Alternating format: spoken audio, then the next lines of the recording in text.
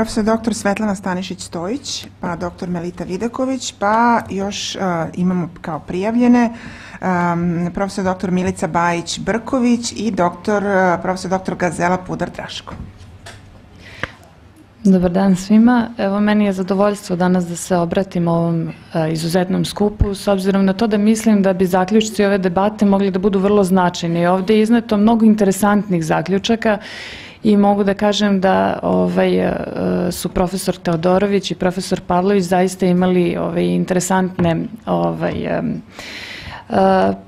primedbe na to kako stvari danas funkcionišu. Što se tiče nauke u Srbiji, ja ću danas govoriti sa aspekta istraživača, uslovno rečeno mladog istraživača, pošto s drugog aspekta ne bi govorila. Ja se bavim istraživanjem u oblasti prirodno-matematičkog polja i mogu da kažem da ono što možda još nije rečeno, to je da su srpski istraživači vrlo konkurentni u međunarodnoj akademskoj zajednici. Znači, ja znam mnogo kolega, mislim, koji imaju veliki broj publikacija u međunarodnim časopisima koji su visoko rangirani. Takođe znam mnogo mladih, pa i starijih naših stručnjaka koji rade u renomiranim međunarodnim akademskim institucijama i naučnim institucijama. Znači, mi imamo zaista izuzetne pojedince. Nažalost, sistem ne funkcioniše tako savršeno i nekada te pojedince gura u zapećak. Ono što treba isto da se istakne, to je da problemi vezani za nauku možda ne bi trebalo da se posmatraju samo u okviru jednog konkursa za finansiranje projekata ili u okviru jednog mandata ministra, zato što je to vrlo kratkoročno. U suštini problemi, svi ovi sad suštinski koji postoje u nauci i sa kojima se suočavaju istraživači, zapravo su samo deo šire slike, a to je da se aktuelni društveni i ekonomski problemi direktno reflektuju. I zato pre nego što bi bili rešeni ovi društveni i ekonomski problemi, ja mislim da će se vrlo teško rešiti problemi u oblasti nauke. U suštini ti problemi nekih sa kojima se suočavamo, naravno jesu materijalna ulaganja, mislim što je normalno pa i za razvijenije zemlje od naše, kamoli za našu zemlju, ali drugo su i kadrovska rešenja, zatim to su da kažem, interesne grupe koje su vođenje ličnim interesima i koje stavljaju svoje lične interese ispred vitalnih ciljeva. To je takođe školstvo. Znači, kao što je lepo primećeno, u suštini resor nauke i školstva ne može da se odvaja.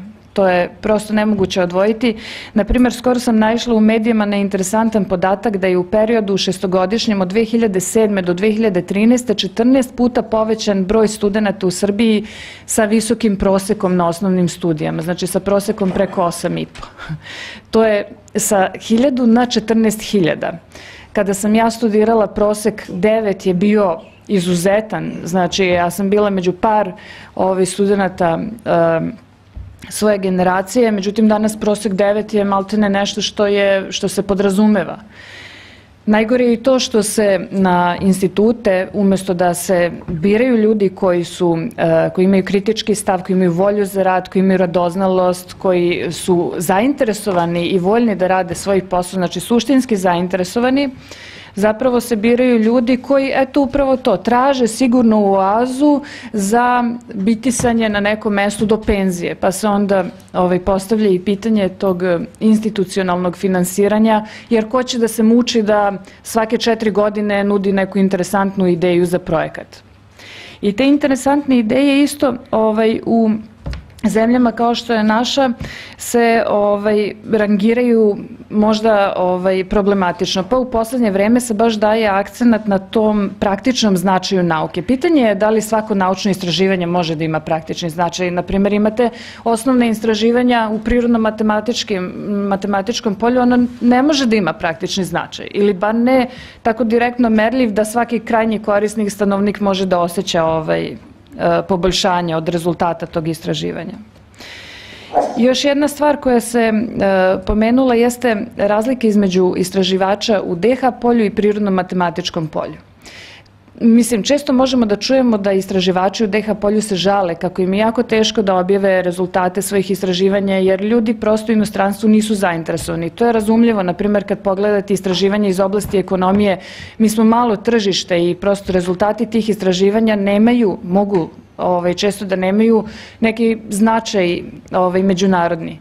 Međutim, s druge strane, opet istraživači u DH polju imaju, na primjer, IM24 časopise, znači gde mogu da objavljuju svoje radove, tako da nije sve tako komplikovano za njih.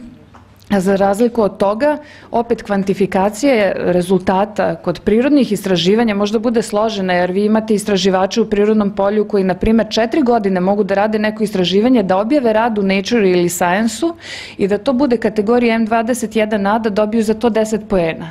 A neko, na primjer, da bude član upravnog odbora nekog M24 časopisa i da objavi 5 radova, tu dobije 20 poena. Mislim, to nikako ne može baš da se izjednači. Pa, mislim, u svakom slučaju, ono što je dobro jeste da mi idemo u pravcu, da kažem, internacionalizacije nauke. Znači, dobro je to što je u poslednjih par godina uvedeno, odnosno što se počelo sa insistiranjem na tome da istraživači publikuju u stranim časopisima, to je dobro, zato što se srećemo sa kritičkim stavom ljudi iz inostranstva, stranih recenzenata, i to je odlično, bez obzira na sve. U svakom slučaju, mislim, sistem svakako nije savršen, ali svaki sistem, kako god da se postavi, imaće neke nedostatke, naročito ako ljudi imaju interes da izvrdaju pravila koja su postavljena. Znači, ali zato bi trebalo da u nauku ulaze ljudi koji imaju razvijenu svest i koji zaista izgaraju od želje da se bave istraživanjima, a ne da gledaju kako da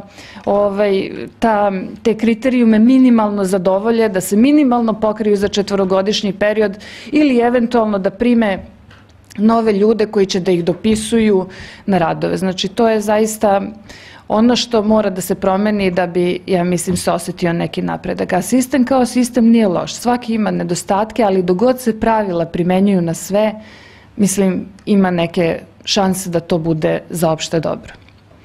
Eto, hvala puno. Hvala.